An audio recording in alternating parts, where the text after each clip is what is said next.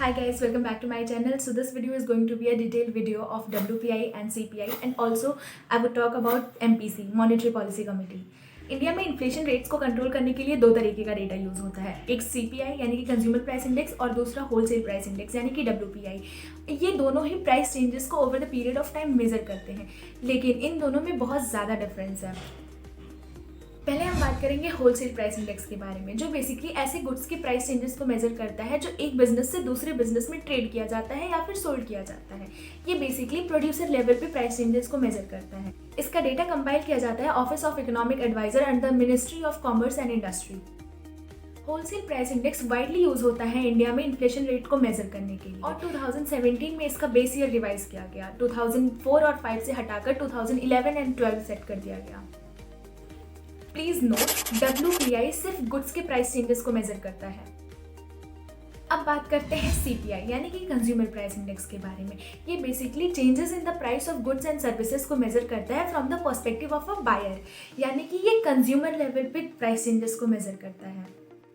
CPI का data NSO यानी कि नेशनल स्टैटिस्टिकल ऑफिस कंपाइल करता है under the ministry of stats and program implementation. CPI calculate करता है price changes of commodities like food, medical care, education, electronics etcetera. अब हम एक छोटे से एग्जांपल से समझेंगे इन दोनों में बेसिक डिफरेंस क्या होता है। फॉर एग्जांपल, आप किसी ग्रोसरी स्टोर में ग्रोसरी खरीदने जाते हैं, तो जब आप एज अ कंज्यूमर छोटे छोटे अमाउंट्स में ग्रोसरी को खरीदते हैं, तो आप जो प्राइसेस पे करते आए हैं उनके चेंजेस को मेजर किया जाएगा under the consumer price index. और वहीं पे ग्रोसरी स्टोर अपने स्टॉक को मेंटेन करने के लिए किसी अदर प्रोडक्शन यूनिट से या फिर बिजनेस से गुड्स को परचेज करेगा।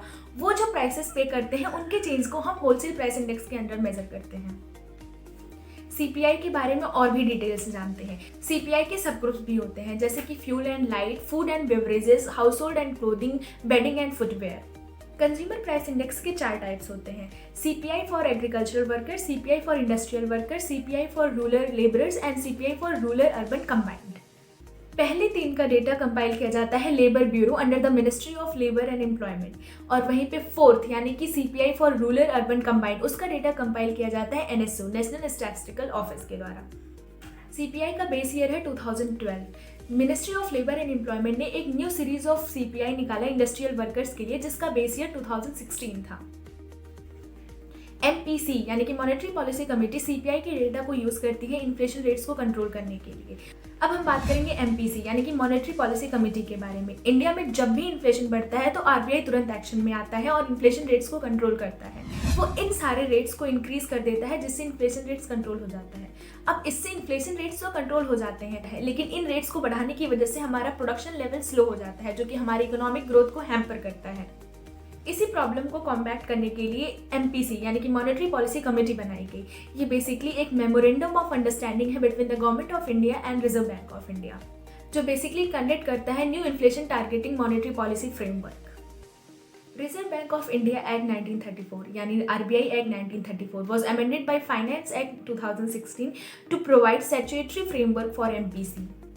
Under section 45ZB of amended RBI act, central government के पास पावर है एक 6 member monetary policy committee setup करने के लिए, जो इन्फ्लेशन रेट्स को कंट्रोल करने के लिए मेजर्स लेंगे।